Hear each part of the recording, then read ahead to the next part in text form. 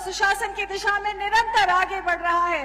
कृपया जोरदार तालियों के साथ स्वागत कीजिए भारत सरकार के माननीय गृह एवं सहकारिता मंत्री श्री अमित शाह जी का। हम उनसे आदरपूर्वक निवेदन करते हैं कि अपने प्रेरक उद्बोधन से हमें मार्गदर्शित करें। मेरे साथ बोलिए, भारत माता की। हो गया भैया, देख लिया आपको, बैठ जाइए, प्लीज बैठ जाइए। ओ भाई, अब बैठ जाओ, अपनी अपनी जगह पे बैठ जाओ। क्या हो गया भाई, उत्तराखंड वालों की आवाज को? अरे हो गया भैया, नहीं सुन रहे हैं आप? ओ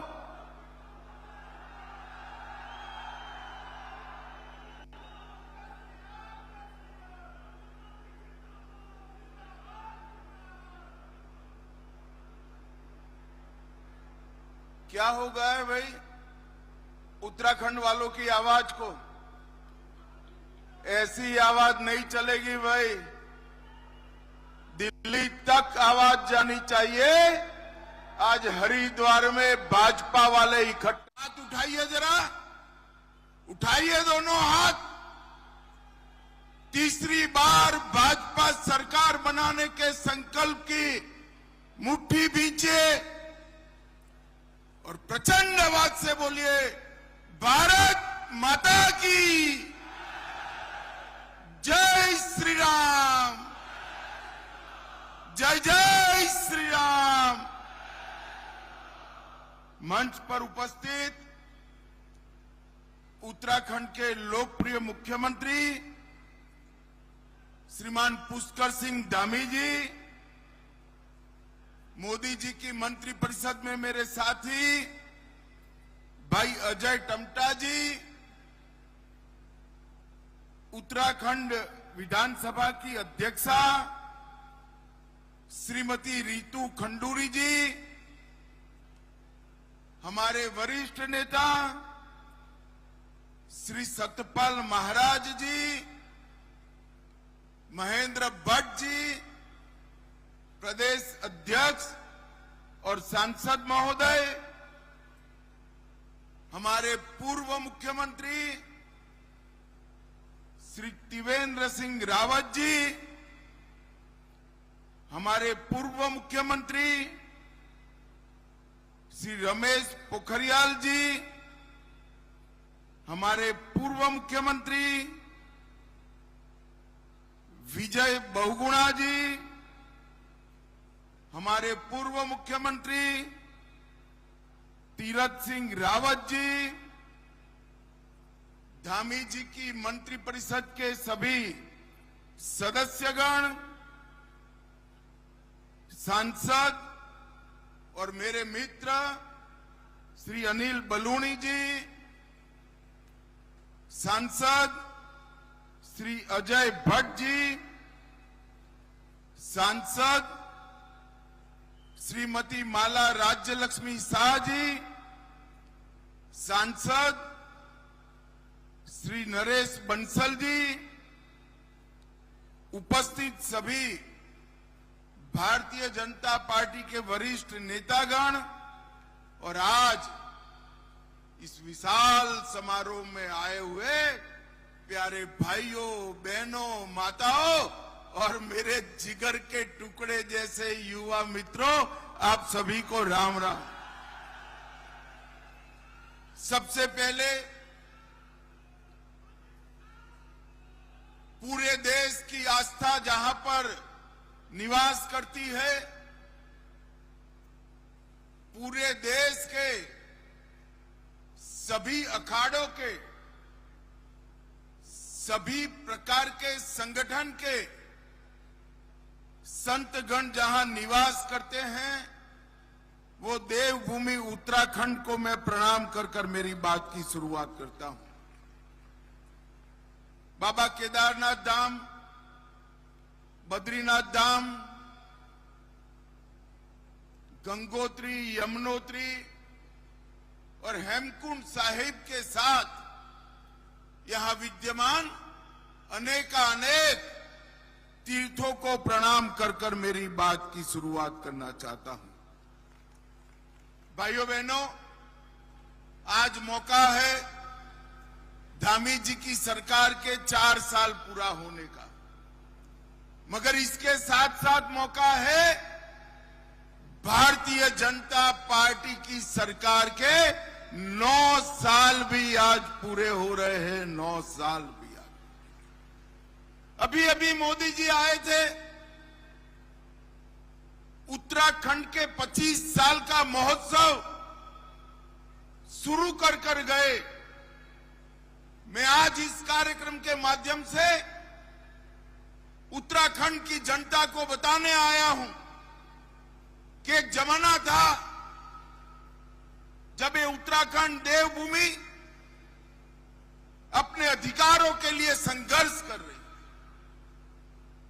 अलग राज्य, अलग पहचान, उत्तराखंड की संस्कृति, इसको बचाने के लिए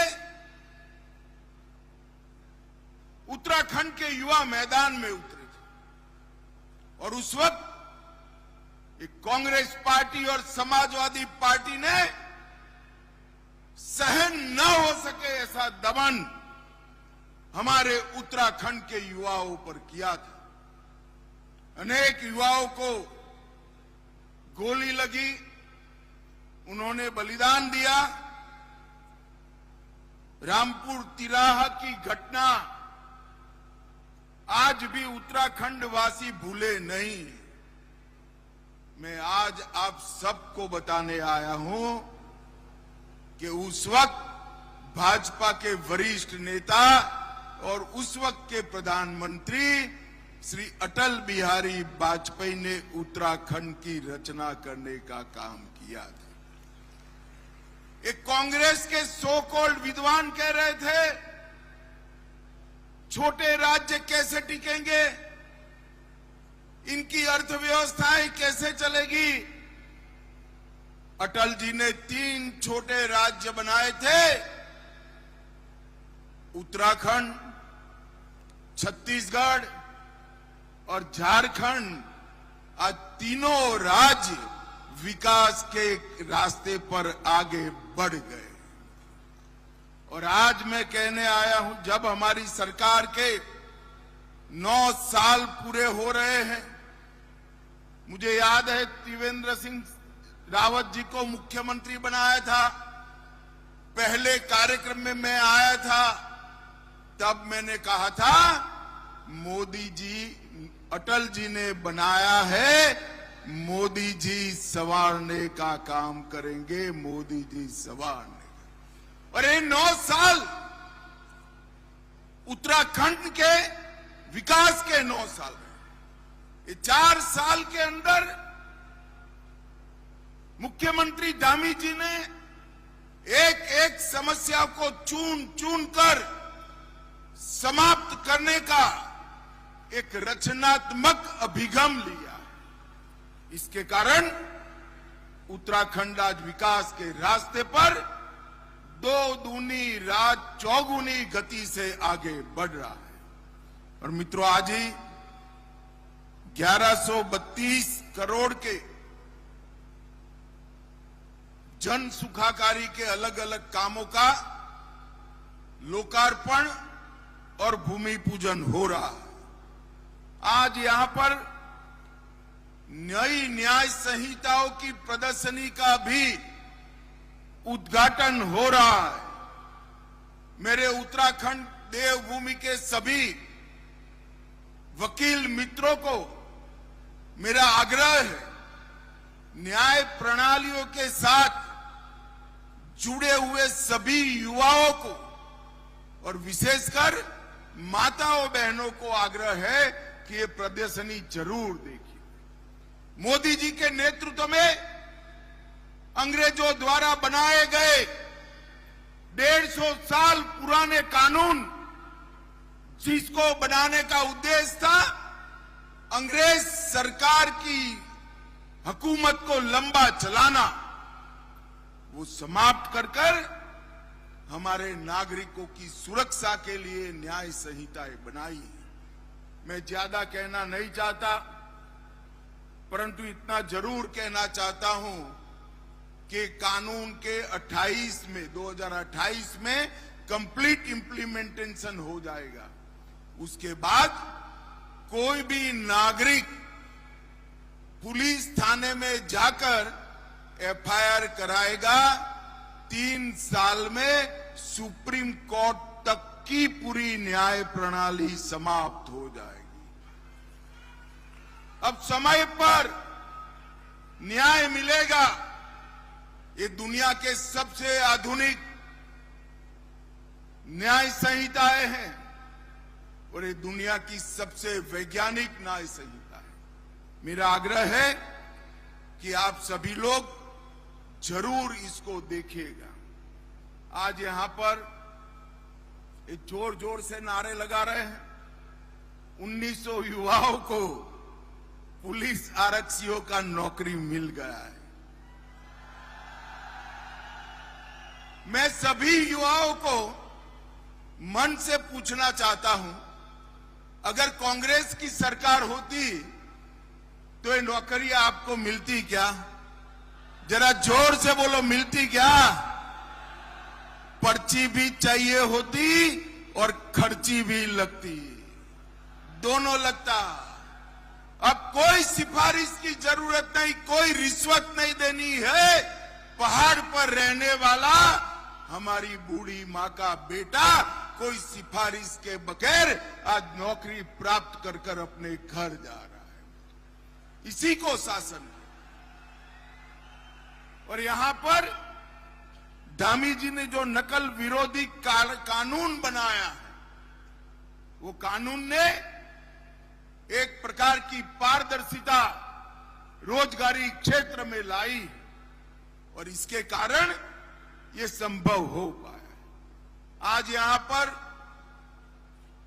पाकिस्तान और अफगानिस्तान से आए हुए लगभग 200 लोगों को नागरिकता दी गई। मुझे बरोबर याद है भाइयों बहनों, जब मैं सीएए का कानून लेकर आया था तब एक कांग्रेस, सपा, बसपा, ममता, डीएमके सारे के सारे लोग संसद में हो हल्ला करे थे। मैं आज फिर से कहना चाहता हूं, इस देश पर हमारे जो हिंदू शरणार्थी बांग्लादेश, पाकिस्तान, अफगानिस्तान से आए हैं, सिख शरणार्थी आए हैं, बौद्ध शरणार्थी आए हैं, जैन शरणार्थी आए हैं, इस देश पर उनका इतना ही अधिकार है जितना नरेंद्र मोदी जी का अधिकार है। वो हमारे देश के नागरिक हैं, मगर तुष्टीकरण की राजनीति के कारण आजादी से अब तक उनको नागरिकता से वंचित रखा गया। ढेर सारी यातनाएं झेलकर हमारे देश में शरणार्थी बनकर आए हैं। अपना धर्म बचाने के लिए, अपने परिवारों की महिलाओं का सम्मान बचाने के लिए क्या भारत उनको नागरिकता नहीं देगा? राहुल बाबा, जितना विरोध करना है कर दो, हम नागरिकता देकर रहेंगे, आप हमें नहीं रोक। जिन लोगों को आज नागरिकता मिली है, वो सभी लोगों को मेरी ढेर सारी बधाइयां।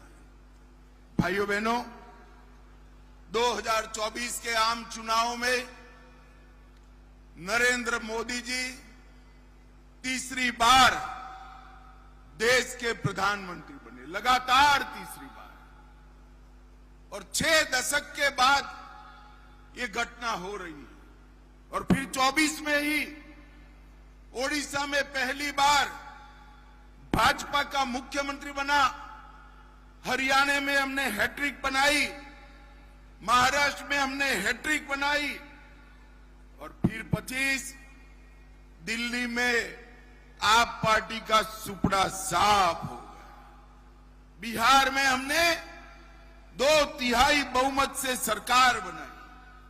केरल के त्रिवेंद्रम में पहली बार भाजपा का भगवा वहां पर लहराया।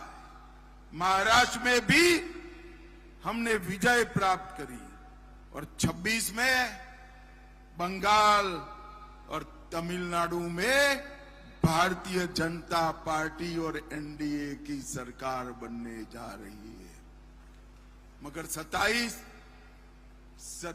का उद्घाटन देवभूमि वालों आप लोगों को करना है। 27 में फिर से पूर्ण बहुमत की भारतीय जनता पार्टी की सरकार बनानी।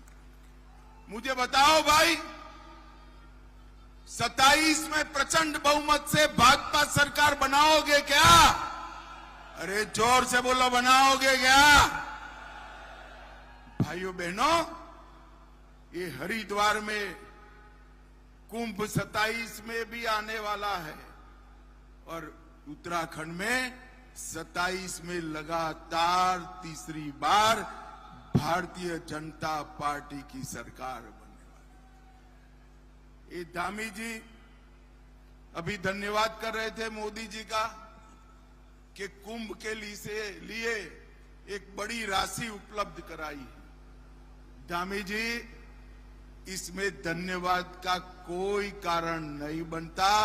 हरिद्वार का कुंभ पूरे भारत की शान होता है, पूरे भारत की शान। और ये तो नरेंद्र मोदी सरकार, हमने हमारी संस्कृति से जुड़े कई साल पुराने सारे काम समाप्त कर दिए। धारा 370 को समाप्त कर दिया। हिंदू शरणार्थियों के लिए सीएए लेकर आए। 550 साल से जिसकी हिंदू समाज राह देख रहा था, वो रामलल्ला का मंदिर बनाने का काम भी हमने समाप्त कर दिया। केदारनाथ धाम, बद्रीनाथ धाम में पूरे शहर की पुनर्रचना कराई। महाकाल लोक बनाया और औरंगजेब ने तोड़ा हुआ सीमांत गांवों को भारत के पहले गांव का सम्मान दिया। और वाइब्रेंट विलेज कार्यक्रम के माध्यम से हम सीमांत गांवों का विकास कर भारत के पहले गांव का विकास कर वहां पलायन रोकने की पूरी वैज्ञानिक योजना बनाई। और मैं आज यहां कहने आया हूं उत्तराखंड वालों, इसका सबसे बड़ा फायदा आने वाले दिनों में हमारी देवभूमि उत्तराखंड को होने वाला है। देवभूमि उत्तराखंड। मित्रों, ये कांग्रेस पार्टी पूरी ऊर्जा घुसपैठियों को बचाने के लिए लगा रही है। उत्तराखंड में हमारे मुख्यमंत्री धामी जी ने लगभग 10,000 से ज्यादा अतिक्रमण उखाड़कर फेंक दिए। 10,000 से। सिर्फ अतिक्रमण की बात नहीं है, मैं आज उत्तराखंड की जनता को कहने जा रहा हूं कि पूरे देश से जहां जहां घुसपैठिया है, केदारनाथ धाम से लेकर कन्याकुमारी तक, एक एक घुसपैठिए को चुन चुन कर हम भारत के बाहर निकालने का काम करेंगे। भारत के बाहर। राहुल बाबा को जितना विरोध करना है उतना विरोध कर दे। वो एसआईआर का भी विरोध करे। उनको हर चीज में नकारात्मकता दिखती। भाइयों बहनों, मुझे बताओ, जो भारत का नागरिक नहीं है उसका नाम मतदाता सूची से कटना चाहिए या नहीं कटना चाहिए? जोर से बोलो, कटना चाहिए या नहीं कटना चाहिए? भारतीय जनता पार्टी चुनाव आयोग जो एसआईआर की प्रक्रिया कर रहा है, इसका पुरजोर समर्थन कर रही है। क्योंकि जिस देश में लोकतंत्र को संभालने वाली मूल इकाई मतदाता सूची शुद्ध न हो, परिशुद्ध न हो, वो देश का लोकतंत्र कभी सलामत नहीं रह सकता। भाइयों बहनों, कांग्रेस के जमाने में ढेर सारे भ्रष्टाचार के आरोप लगे। हरीश रावत स्टिंग प्रकरण, दलितों की छात्रवृत्ति का घोटाला, कमीशन एजेंटों से भरा हुआ सेक्रेटेरिएट, शराब नीति का स्टिंग कांड, कुमाऊं खाद्यान्न घोटाला। हमारी 9 साल सरकार रही। पहले त्रिवेंद्र सिंह रहे, फिर पुष्कर सिंह। हमारे विरोधी भी हमारी सरकार पर भ्रष्टाचार का आरोप नहीं लगा सके हैं, नहीं लगा। एक पारदर्शी तरीके से यहां पर 9 साल सरकार चलाने का काम भारतीय जनता पार्टी ने किया है। मित्रों, हमने इस देश से तुष्टीकरण की नीति को समाप्त कर। मैं तो बधाई देना चाहता हूं धामी जी को। धामी जी यहां पर यूनिफॉर्म सिविल कोड लेकर आए। नागरिक का धर्म कोई भी होगा, एक ही कानून से उसको देश में रहना होगा। और उत्तराखंड हमारा देश भर में यूसीसी को लागू करने वाला पहला राज्य बना है, पहला राज्य। और ये यूसीसी ही जनसांख्यिकी में जो अप्राकृतिक वृद्धि है, ये अप्राकृतिक वृद्धि को रोकने का काम भी यूसीसी ही करने वाली है। और मोदी जी ने जनसांख्यिकी के बदलाव के लिए एक हाई पावर कमेटी भी बनाने का निर्णय किया है। कुछ ही दिन में वो कमेटी अपना काम शुरू कर देगी। मित्रों, आज मैं यहां आया हूं तब कांग्रेस के लोगों से हिसाब किताब भी मांगना चाहता हूं। भाई, मांगना चाहिए या नहीं मांगना चाहिए? जरा जोर से बोलो, मांगना चाहिए या नहीं मांगना चाहिए? 2004 से 14 तक कांग्रेस पार्टी ने डिवोल्यूशन की ग्रांट और ग्रांट इन एड उत्तराखंड को सिर्फ 54,000 करोड़ रुपया, 54,000। और मोदी जी ने वही 10 साल में 4 से 24 में 1,87,000 करोड़ रुपया देने का काम किया। इसके अलावे 12,000 करोड़ का केदारनाथ, बद्रीनाथ, यमुनोत्री, गंगोत्री 900 किलोमीटर का 4 धाम महामार्ग, दिल्ली देहरादून इकोनॉमिक कॉरिडोर 8,000 करोड़ का, 5,000 करोड़ से उत्तराखंड में 30 राष्ट्रीय राजमार्गों का निर्माण, 2200 करोड़ से टनकपुर में 8 मार्गों का निर्माण, नजीबाबाद अफजलगढ़ बाईपास, पुरकाजी लक्सर हरिद्वार रोड का नवीनीकरण। और मित्रों, विकास का द्योतक राज्य का बजट होता है। 2009 से 14 में उत्तराखंड का औसत बजट था 187 करोड़ रुपए, सिर्फ 187। मेरी बात ध्यान से सुनिएगा, 9 से 14 में उत्तराखंड का एवरेज बजट था 187 करोड़ रुपया। धामी जी ने अभी बजट रखा 187 करोड़ से ये 9 साल में बढ़कर 4,770 करोड़ रुपए का बजट हुआ। ये बताता है कि हमारा उत्तराखंड कितना आगे बढ़ा। 26,000 करोड़ से 3 नए रेलवे प्रोजेक्ट दिए गए, 303 किलोमीटर विद्युतीकरण पूरा कर दिए गए, 147 स्टेशन अमरूद स्टेशन बन रहे हैं, 100 फ्लाईओवर और अंडर ब्रिज बने हैं, और सबसे बड़ी रेल सुरंग ऋषिकेश से कर्णप्रयाग वो भी बनाने का काम हुआ है। कई सारे हेलीपैड बने हैं, देहरादून एयरपोर्ट को आधुनिक किया गया है, एग्रीकल्चर और मत्स्य पालन के लिए ढेर सारा काम हुआ है, पर्वतमाला रोप पे विकास कार्यक्रम में 2400 करोड़ रुपया लगाया गया है। और मित्रों, सबसे बड़ी बात, 2014 में उत्तराखंड की प्रति व्यक्ति आय 1,25,000 रुपया, और वो 9 ही वर्ष में 1,25,000 से बढ़कर 2,60,000 करने का काम हमारे दोनों सरकारों ने किया है। हमारा जीएसडीपी 1,50,000 करोड़ था, वो बढ़कर 3,50,000 करोड़ जीडीपी करने का काम हुआ है। लगभग 10,000 किसानों को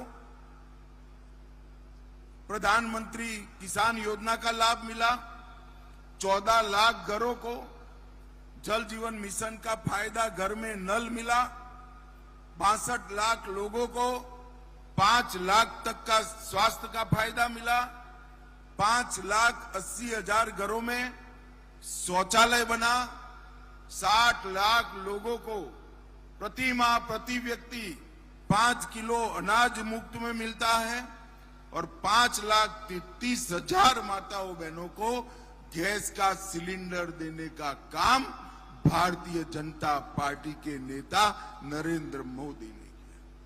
मित्रों, एक और भ्रष्टाचार करने वाली कांग्रेस, अव्यवस्था फैलाने वाली कांग्रेस, उत्तराखंड के निर्माण का विरोध करने वाली कांग्रेस, और दूसरी ओर 4 धाम के प्रति अनन्य श्रद्धा से 4 धाम के यात्रियों में 3 गुना वृद्धि करने वाली भारतीय जनता पार्टी, उत्तराखंड के हर कस्बे को रोड से जोड़ने का प्रयास करने वाली भारतीय जनता पार्टी, युवाओं को बिना खर्ची बिना पर्ची नौकरी देने वाली सरकार, कॉमन सिविल कोड लाने वाली सरकार, सीए के माध्यम से नागरिकता देने वाली सरकार है, और घुसपैठियों को चुन चुन कर निकालने का संकल्प लेने वाली सरकार।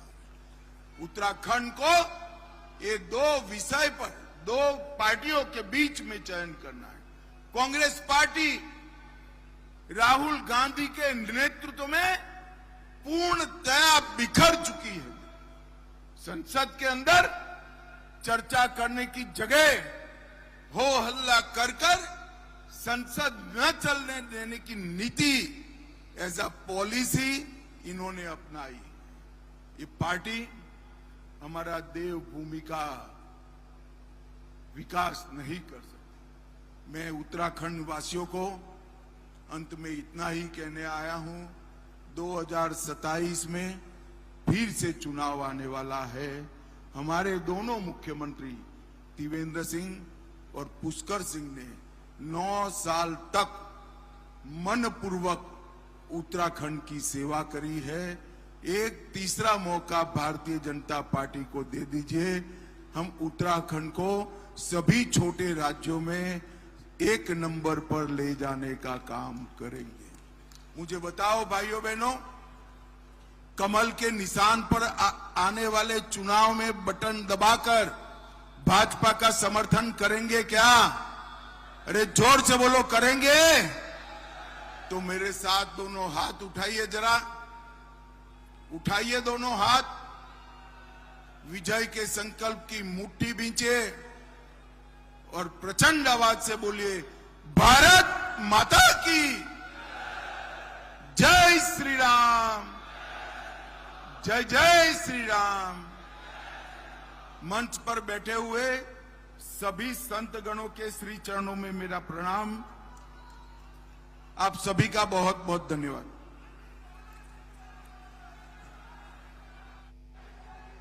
जोरदार तालियां हो जाए एक बार फिर हमारे माननीय केंद्रीय